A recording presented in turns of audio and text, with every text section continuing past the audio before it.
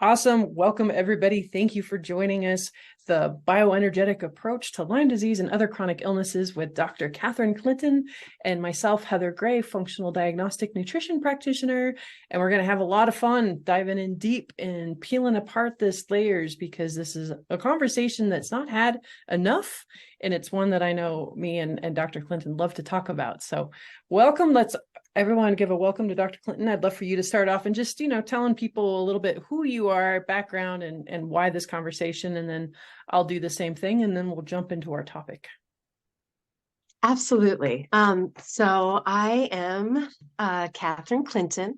I'm a licensed naturopathic doctor here in Oregon. And I actually became really sick when I was in my second year of naturopathic medical school.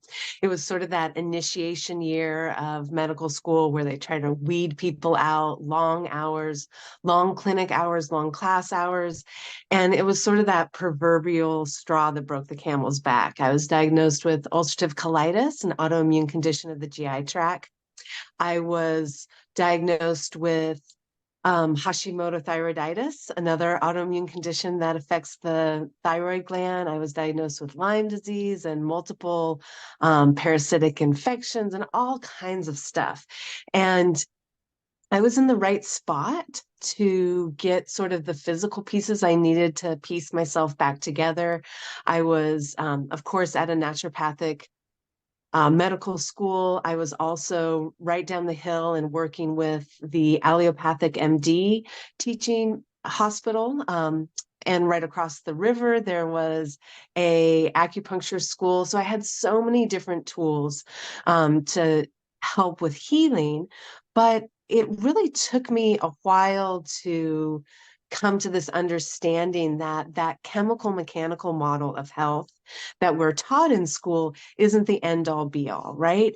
And so that's what brought me to bioenergetics or quantum biology and how the smallest pieces of our biology are really setting the stage for what we see in the doctor's office, our symptoms and our lab work and all of this stuff, starting with the very smallest pieces, the flow of electrons and protons and photons of light, phonons from sound, and how our body seems to work in resonant energy and communication. So that's why this topic is so important to me, because I don't think that I would be where I am today, both just on every level, if I hadn't been introduced to that and hadn't found out about a different way of healing that isn't just a pharmaceutical drug or an herb that's a greener version of a drug or, a lifestyle change. Really, the energetic pieces of healing and disease are what blew my mind away and really took my healing and my patients' healing to another level. So that's me, and I'll let you tell your story, Heather. Can I get an amen? Like, I love the way she left on that. Like, it's just so beautiful. So yeah, I'm Heather Gray, AKA the Lyme Boss. My story started off when I was 4 and basically born full of shit, right? Like, how many of you can relate to being constipated at a really early age? And that was kind of the beginning for me of the Band-Aids on symptoms, right, model. Let's just give her some thick, nasty oils. Let's give her some stool softeners. Not digging deeper on why this 4-year-old has such horrible constipation. Turns out my uncle killed himself that year, and beginning of early childhood trauma, which set me up to be a really great host when I was bit by a tick when I was 13. So developed Lyme disease, undiagnosed for over 27 years, multiple suicide attempts, in and out of the psych ward, all kinds of meds, 3 autoimmune diseases, 100 pounds overweight, like you name it, all the things, heavy metals, toxins, cavitations, mold.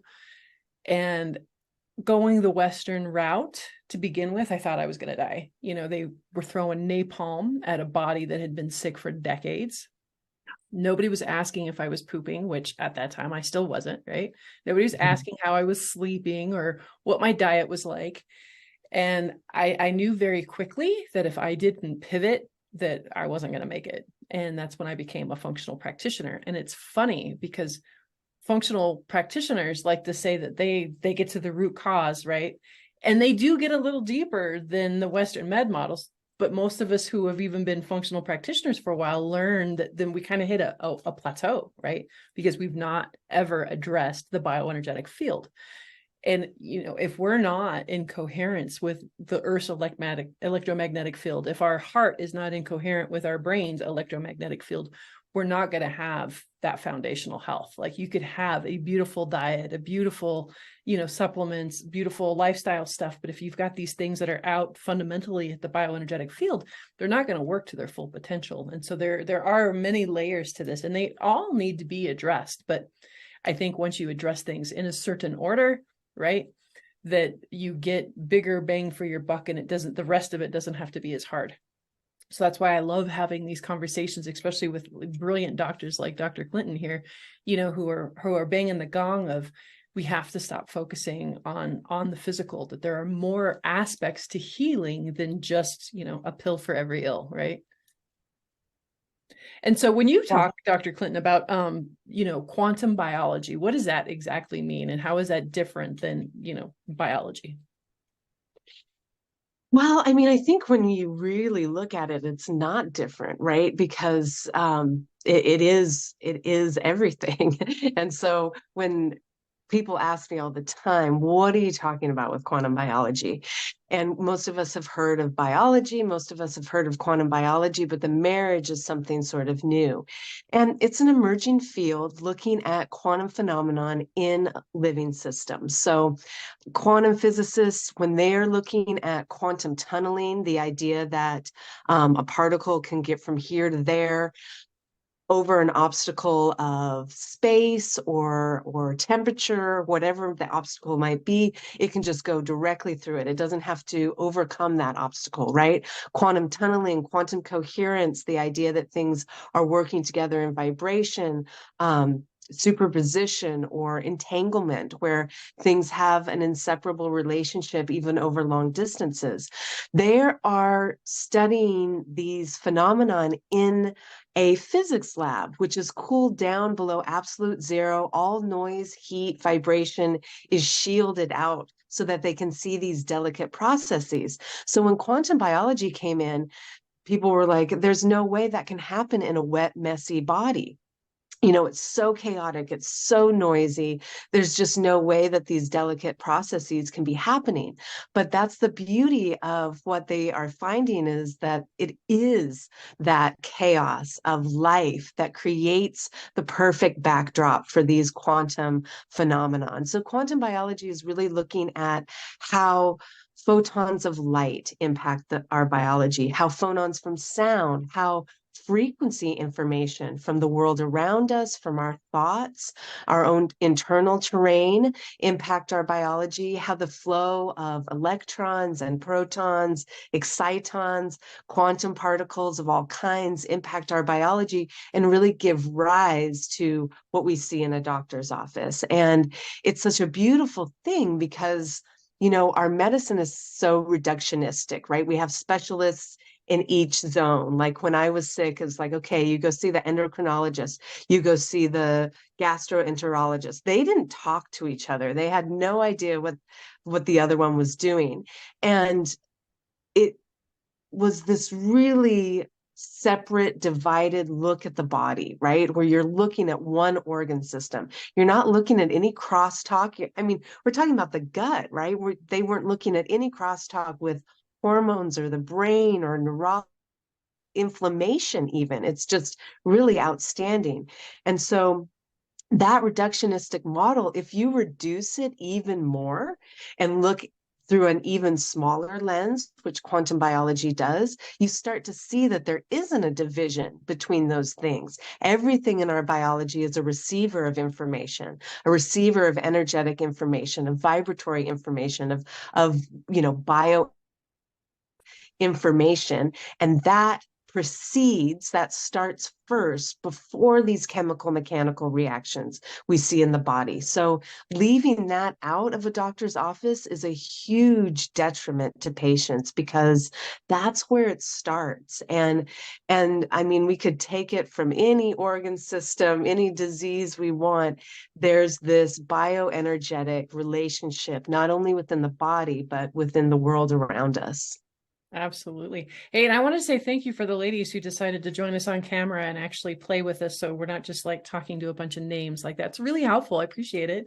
And can you see why I love Dr. Catherine Clinton so much? Like, she's really got a way of talking big words, but kind of making it, make sense. And it's funny because I don't have that aspect of it. I have a completely different, I'm more of a foundational person. I'm more of a mindset person, and intuitively, this stuff always made sense to me. Like folks with Lyme disease, especially back in 2013 when I got diagnosed, we really had to dig deeper for ways to get better, because first off, the CDC wasn't even recognizing that what I had was an actual condition. That just happened this month. Yay. So chronic disease is actually recognized now by the CDC. But so we had to really think outside of the box. And I remember the first time I heard somebody talk about Rife technology, right? Royal Rife back in the 1930s. And it just made sense to me that, if we can reach these vibrations, if we can reach this energetic, kind of like when an opera singer, hits that note and she can smash that glass, right? Because she's hit that frequency. And a lot of that made sense to me, even though I don't have a background like, in chemistry and biology like Dr. Catherine does, but it just made sense to me. And then digging deeper into this world is really where a lot of the juice has happened with my own, recovery, part of it. So I'd like to dig a little deeper, because like Dr. Clinton said, that it doesn't matter what disease or what organ or what system we're talking about. Like, I know this is called Lyme and chronic illness, but you really could substitute any ailment out there and it's going to still be kind of the same approach to start with. So I'd love to hear, from you, Miss Clinton. What are some of your, like, how do you work on the bioenergetic field with folks to kind of really dig deeper with the chronic illness type stuff? Absolutely. Well, so a lot of the patients I see are struggling, right? I'm usually like the last stop, especially previously in my career. It was like I've been to every doctor, I've taken every pharmaceutical. They come in with a long list of pharmaceuticals they're on, and this just stagnant progress. They just aren't getting better. They aren't feeling better. Their symptoms are getting worse. And I really dealt with, I see a lot of patients with autoimmune conditions and GI conditions. And so, you know, I love to start my patient visits with a lot of education. So I let them know where my healing came into play, to let them understand like it can be done, right? You can be this person sitting over here. I let them know the science behind some of the less exciting things I'm going to be telling them, right? And I also am very aware of how debilitating chronic disease, Lyme disease, autoimmune conditions can be. And so for me to start just saying, it's just energetics and we're just going to deal with energetics is not where I start.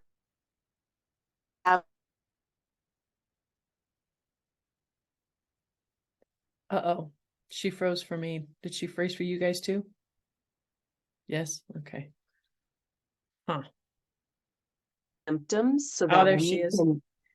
You actually froze for just a little bit. Could you rewind? Oh yeah, yeah. I was saying that I really talk with my patients about all of it, but I make sure that they're leaving the office with something that's going to give them relief, right? Because to educate them on the bioenergetics and how our terrain works, and then expect them to go from a debilitated state to a healthy, thriving state just with that information is would be really negligent of me, right? So a lot of my patients do start out with pharmaceuticals. Steroids are some of my, um, best tools in the kit when you come to me and you can't walk from rheumatoid arthritis or Lyme or MS or whatever it is we're talking about, right? So there's really a range of how I'm approaching bioenergetics, but everyone gets the same talk that as soon as we can address the inflammation in their body, which isn't random, it isn't the body attacking itself, it's a response to what's happening in their environment. As soon as we can start to address that, as soon as we can start really walking through the foundations of bioenergetic healing and quantum biology, then their life is going to really transform. So I don't want to be fairy tale and say, I don't use supplements or I don't use pharmaceuticals. I do, but most people come off of those and are able to just utilize bioenergetics. And I love really walking my patients and myself and my family and whoever else will listen, my friends, with the toolkits of how our body is so sensitive to our light environment, to our energetic environment, to the frequencies of our thoughts. I mean, that's a huge one. When I was sick, I was mentoring with a wonderful clinician, a wonderful physician. I was doing clinical rounds with her. She was also my physician, and she kept pushing me to look at psychoneuroimmunology. And I was like, and that's just a big word for how our thoughts impact our immune system and our neurological function. And I was like, don't you have another herb or maybe a little acupuncture treatment? Or, like, I don't really want to look at how my reactions are playing into this. But it's a huge foundational piece to our healing and our energetic coherence. And so when I have a patient in front of me, first of all, my first thing is to figure out why they're having that inflammation and to give them something that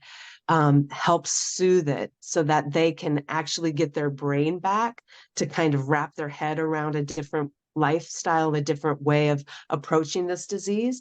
And then I really love to every single visit start walking them through the educational piece so that they understand this isn't just a prescription to, align with the rhythm of the sun and get AM sun and, lower the lights at night and all this kind of stuff. This is a way of standing where we're meant to be as humans, standing in that universal flow of energy. And when we can stand in that universal flow of energy, we can heal. And so, my tool bag is big and varied, but it always comes back to that universal flow of energy.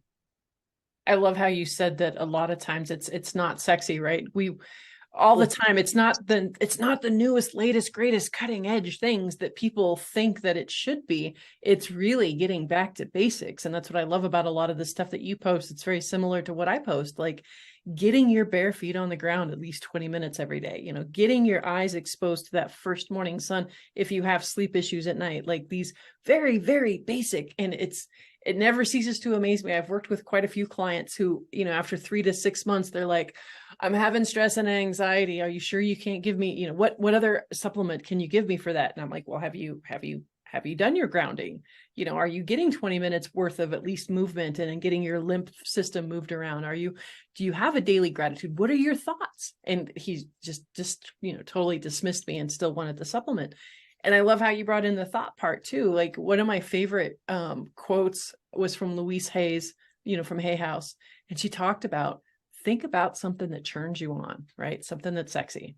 And tell me you don't have a physical reaction going on somewhere in your body, right? To your thoughts. Like that's how powerful our thoughts can be.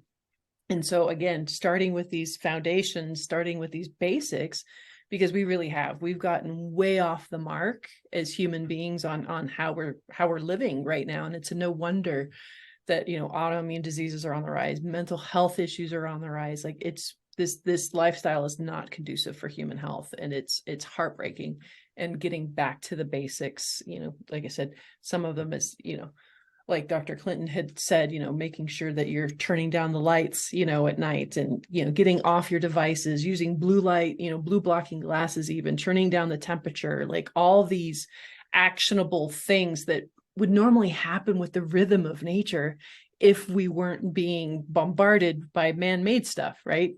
Normally, when the sun goes down, what else happens? The temperature goes down, right? These are normal signals to our body of, hey, it's getting close to sleepy bedtime, right? Because you're losing light and you're losing the heat.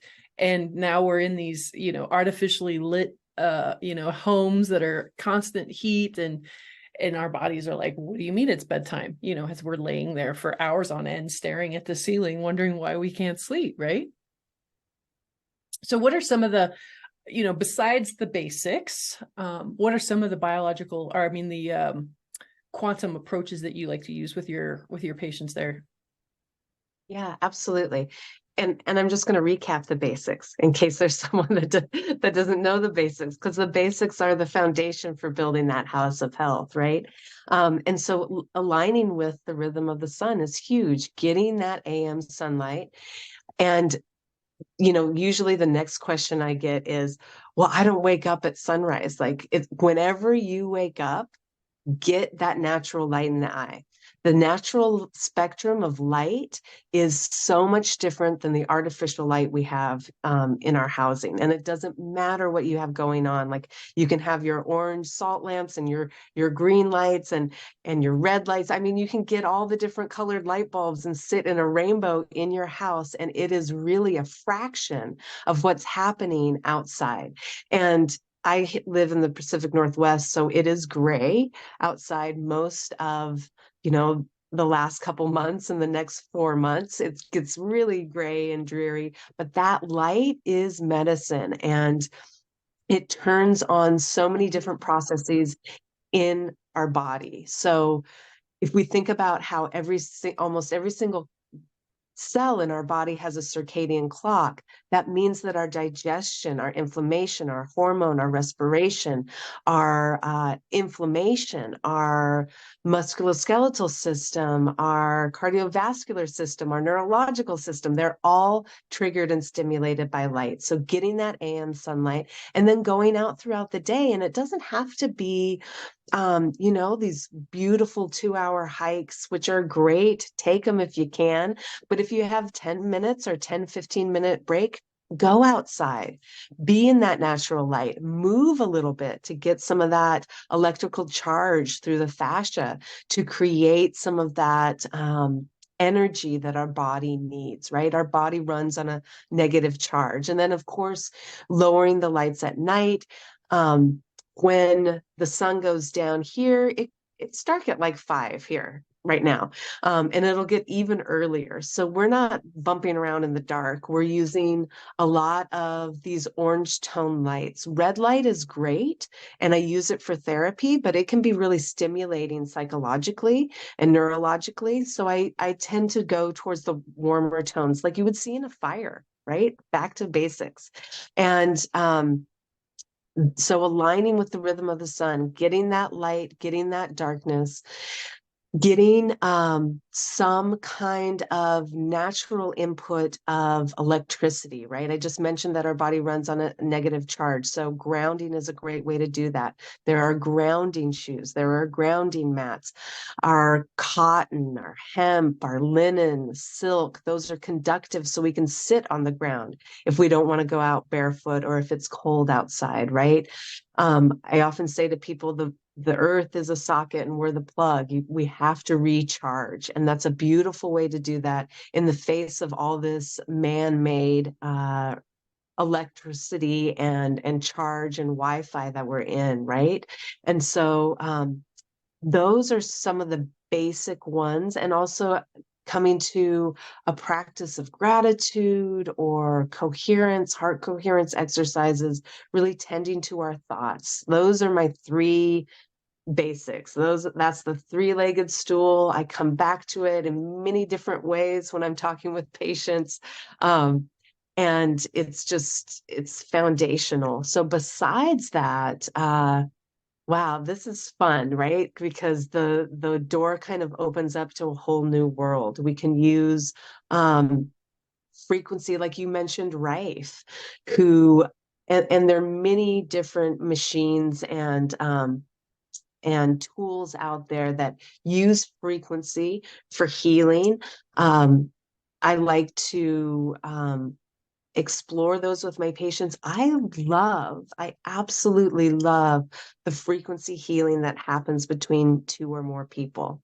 So the laying on of hands, Reiki, cranial sacral, those are some of, if you can find a good practitioner, those can be just really life changing. And I think that our bodies are so well tuned to the frequencies of other humans, and those can be really powerful. And that leads us to sort of another segue of, that's sort of a Western way of looking at it, right? Craniosacral and Reiki and laying on of hands and sort of this energetic work that people might be doing.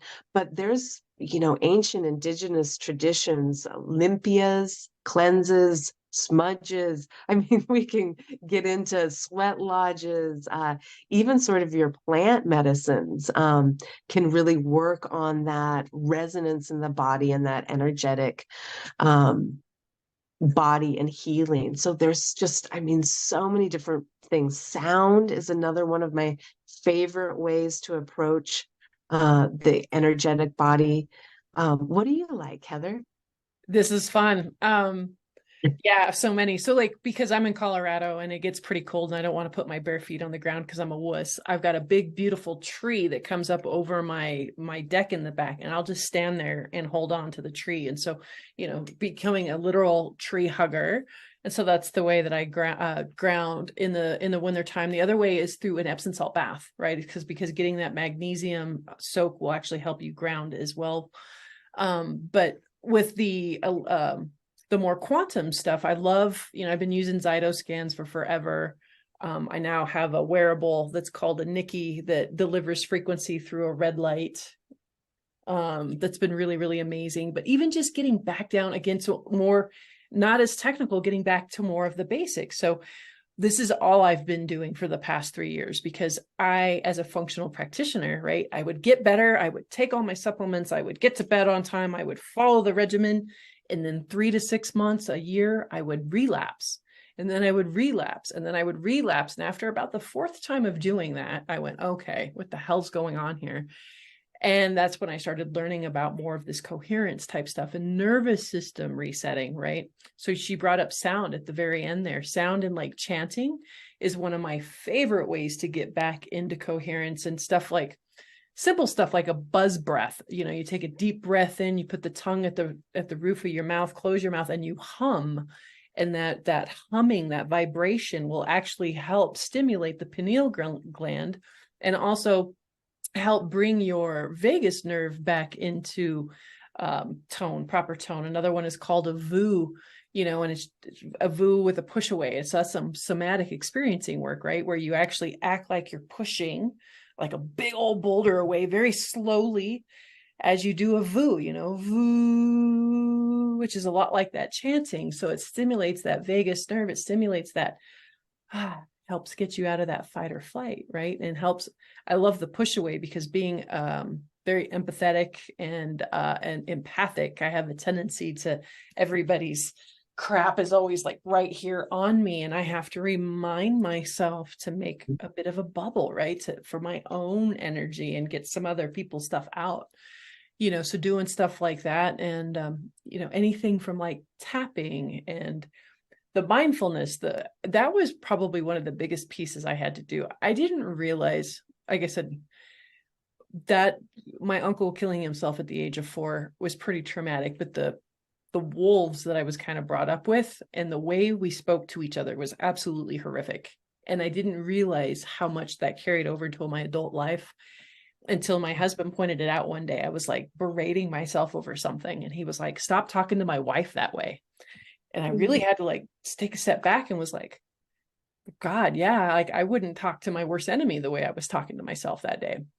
And it's Yeah. a wonder, right, that I was having a hard time getting healthy and staying healthy, because if I'm constantly in this negative, toxic soup, your cells are listening. It's all frequency, it's all vibration. And I wasn't able to rise to that next level until I learned how to speak to myself with more compassion and love, like you would a lover. right? How many of you Mhm. take that practice daily of talking to yourself, breathing in? She talked about heart coherence, and actually being mindful about breathing and taking that energy into your heart, taking those few minutes a day of just kind of slowing down and getting to that, because a lot of us women, especially women entrepreneurs, we have a tendency to run a lot of masculine energy to get stuff done. And the more that we can take these little breaks and get back into our feminine, right? Get back into our heart space. It's amazing where the magic and then the intuitiveness can really be amplified when we're in that space. Yeah, absolutely. Absolutely. People ask me, like, what's your non-negotiable? And I would love to be truthful and say 20 minutes of grounding and looking at the natural light in the morning while toning and humming, and because it's wonderful and I try to do it as much as I can, but there are obviously days where I don't get that in. The day starts and it runs and it runs away from me all day long. So the thing that's my non-negotiable is before I get out of bed and before I fall asleep, I have my eyes closed and I take stock of what I'm grateful for. And it used to be like a list, like I would think of all these things I'm grateful for. And now what I can do is, I don't know if you guys ever close your eyes and can like kind of create little stars and sparkles. Maybe that's just me, but I close my eyes and it's like concentric circles and ripples. It's like it starts with my body, my family, my friends, my relationship with the land and the earth. And it's not a list anymore. It's just like, it's like a ripple. So in like, I don't know, 5 seconds or less, I can just ripple out what I'm grateful for. And I do my little sparkle thing with my eyes. And to me, it's like, okay, I'm sending that gratitude throughout my body, but also back into the world so that I am in this harmonious relationship of gratitude. Um, and I don't have anything against lists. When I have more time, I will think of all the things that I'm grateful for, things I'm grateful for that haven't happened yet, that have already happened. I mean, I'm not against lists and long gratitude practices, but when I have 5 seconds and not a lot of time, this is my non-negotiable. Every single day is to ripple that gratitude out through me back into the universe, back into the world around me, because I know that that stabilizes and nurtures this energetic relationship I have with myself here and there and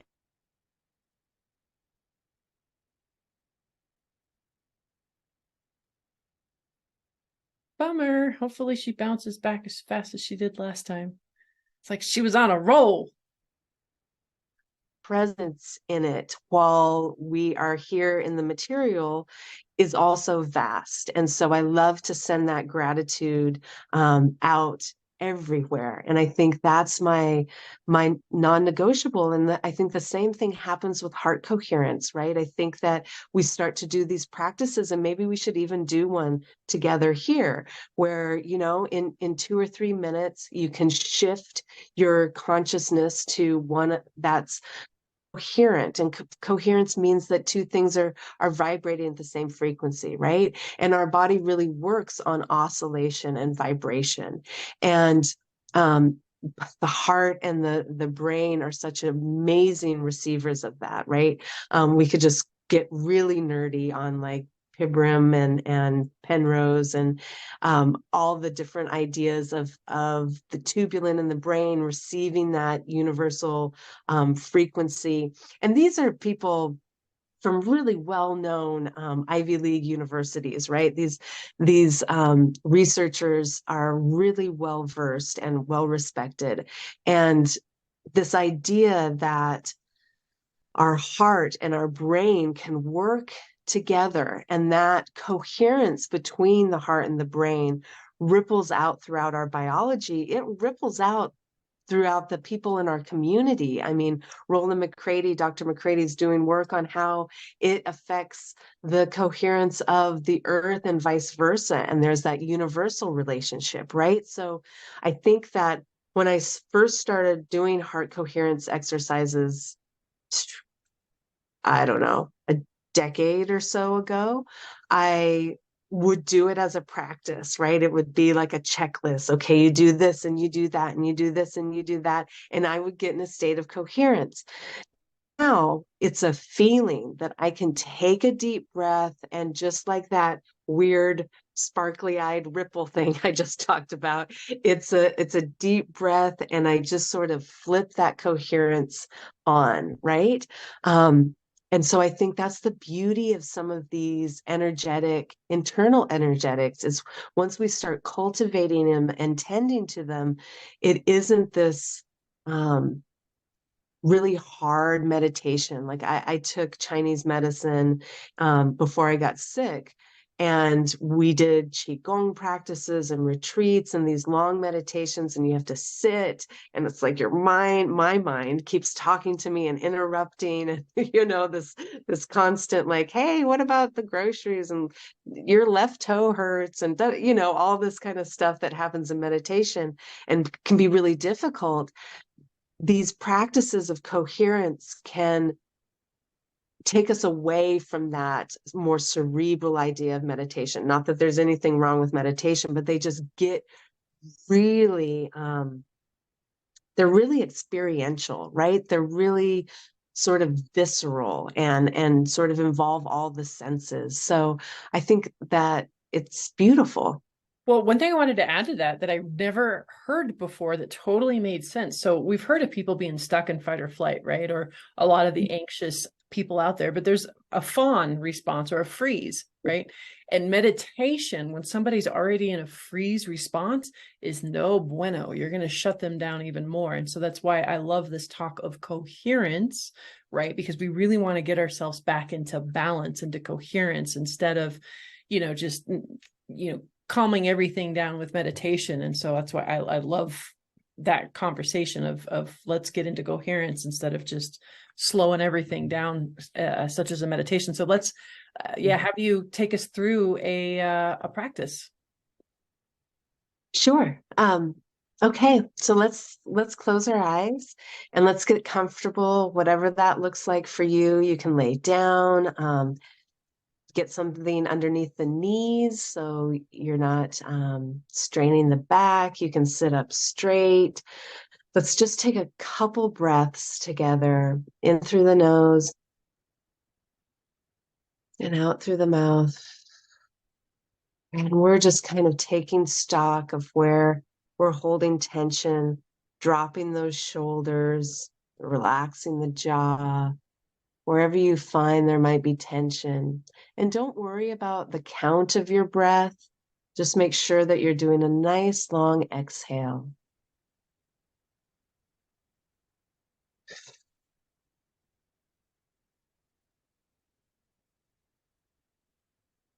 Letting any tension you can let go and release.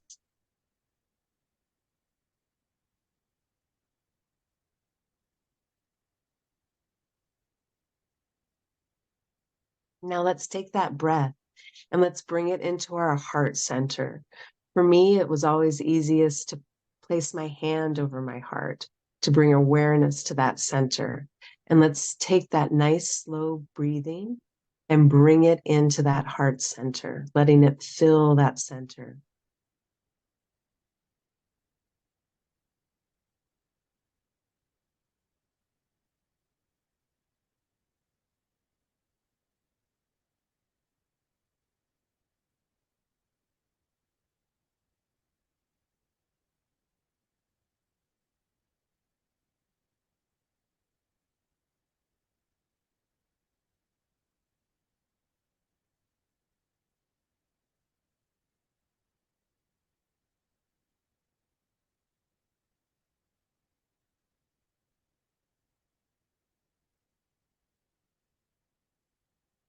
We're going to continue that breath into that heart center. And we're going to think of something that brings us gratitude. It can be a thing, it can be a person, it can be a relationship, it can be uh, our senses and the ability for us to breathe and smell and see, touch. It can be a memory of something that brought you great joy or contentment. It can be a goal or something that you envision bringing you great joy or contentment. And we're going to hold that thought and we're going to think about that gratitude, that joy, that contentment. And rather than just thinking of that experience, we're going to feel the actual emotion. So we're going to continue to breathe into the heart center and we're going to think and feel those feelings of gratitude, of joy, of contentment. I think of my kids when they were a little bit younger, doing those hugs where their arms and legs both wrap around me all the way.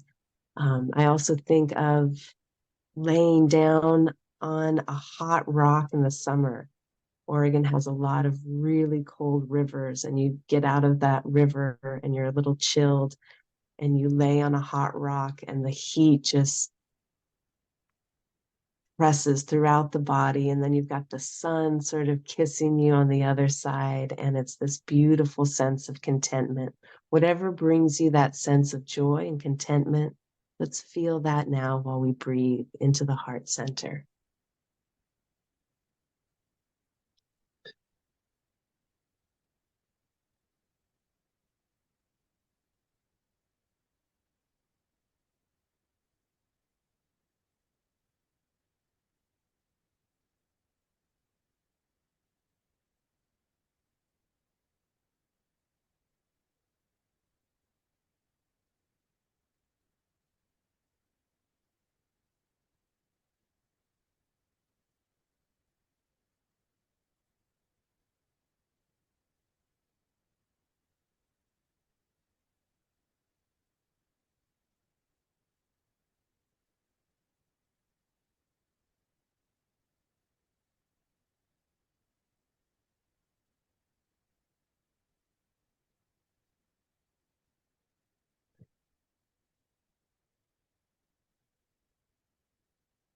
And now let that feeling ripple out, not just from the head, not just from the heart, but feel that emotion ripple out through your arms, through your abdomen, down that spine, through the legs, through your feet.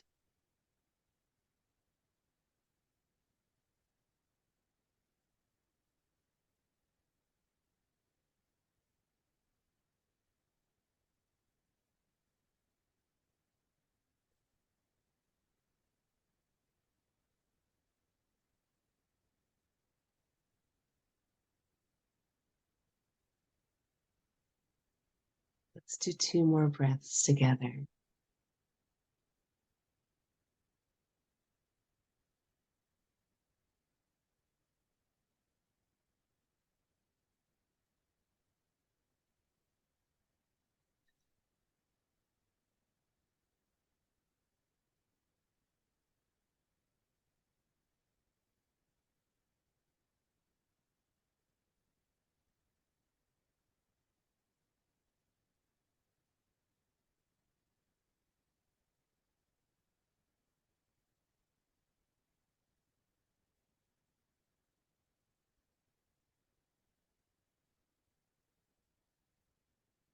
And after those 2 breaths, I invite you guys to open your eyes, or you can stay in that spot of coherence.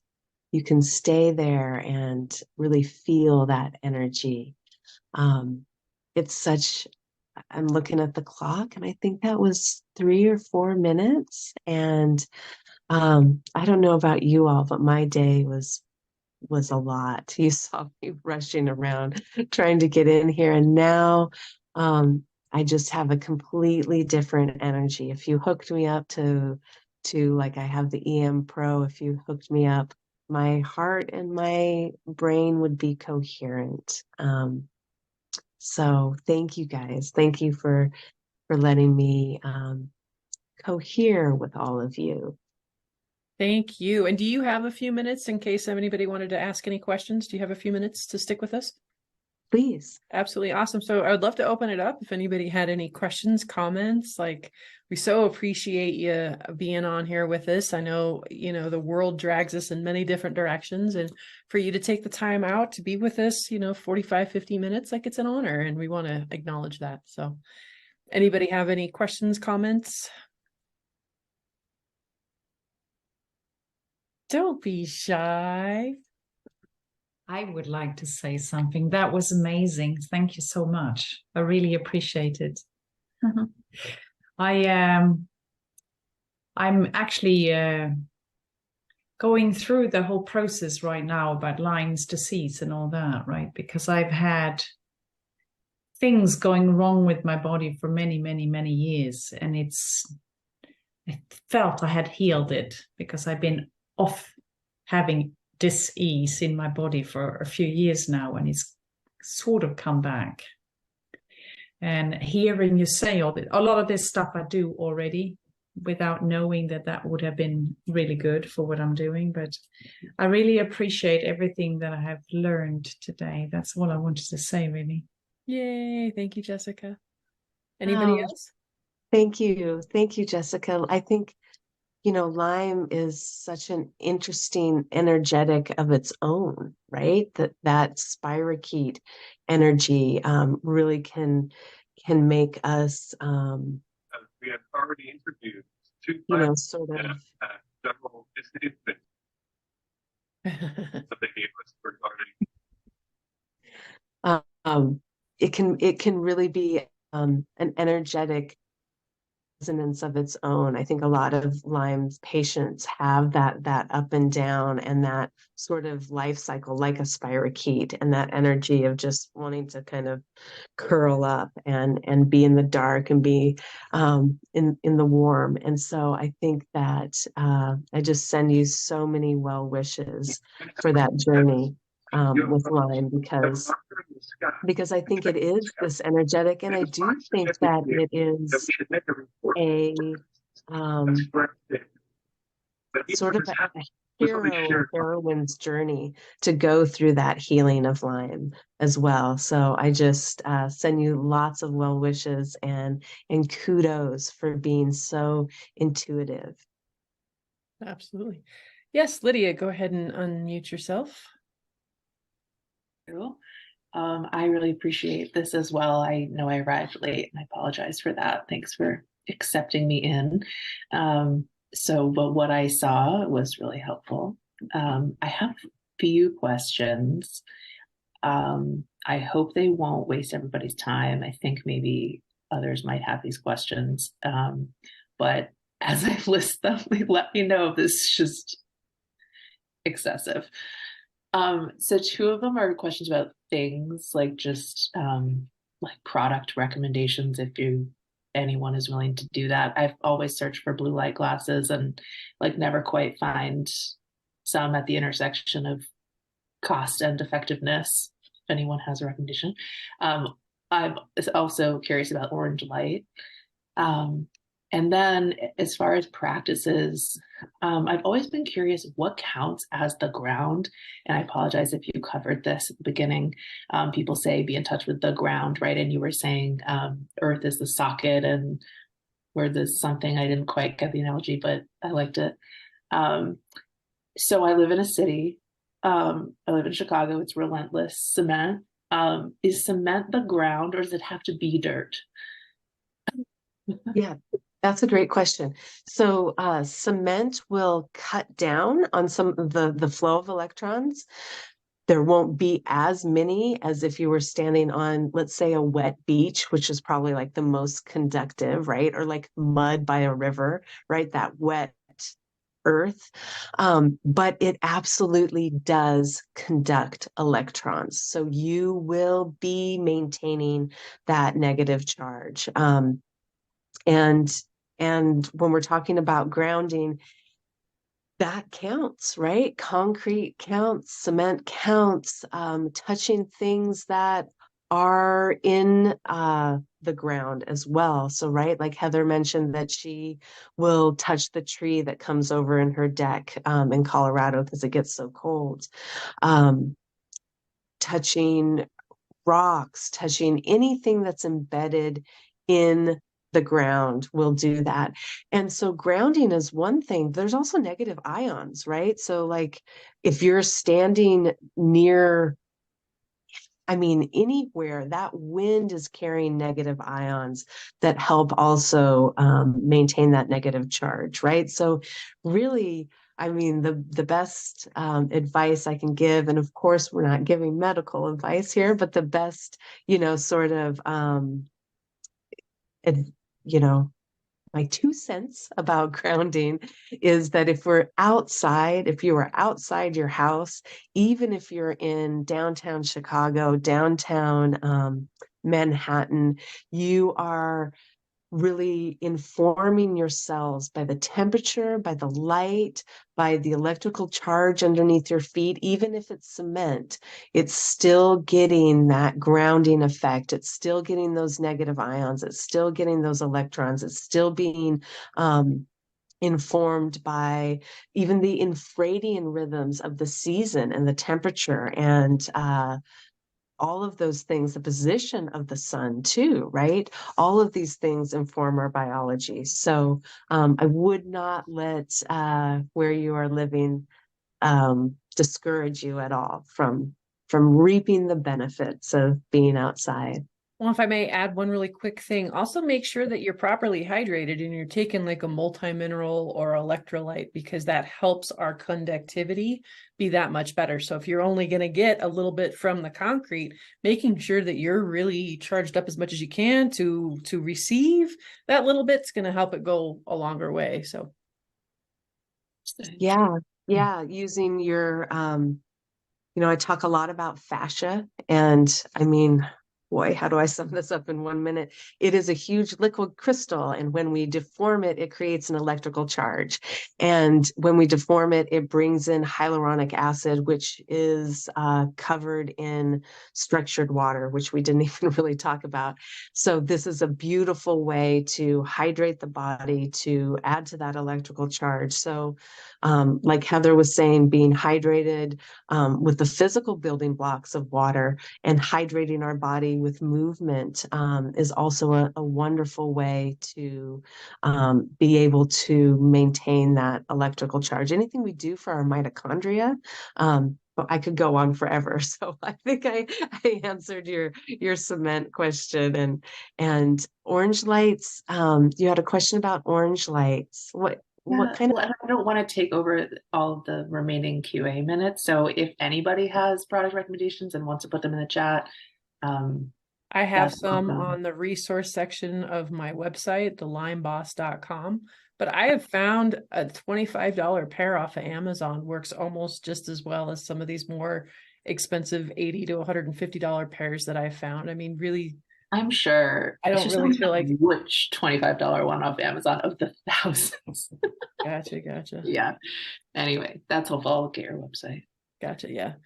And then I will be sending out the recording. So those of you that showed up late, you can watch the whole thing. I should have that out to you by the end of this week, no problem.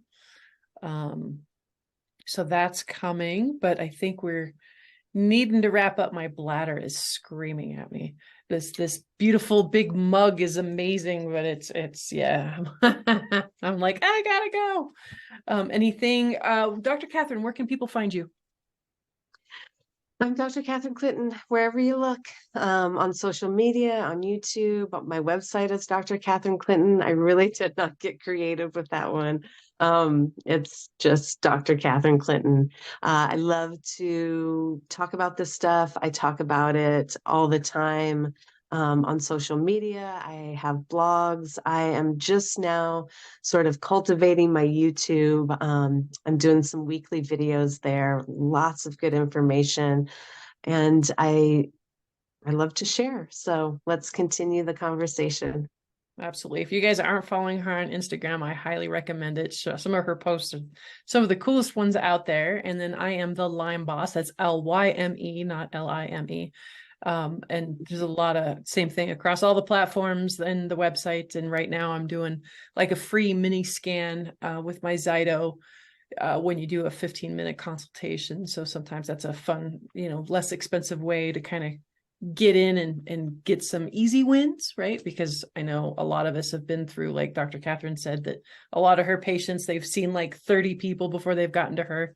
It's the same way with people that I work with. So getting those easy wins is, the low-hanging fruit sometimes can really be the game changer when it comes to jumping in then for the bigger lifestyle stuff. So again, wanted to thank you all for joining us this evening, and stay tuned.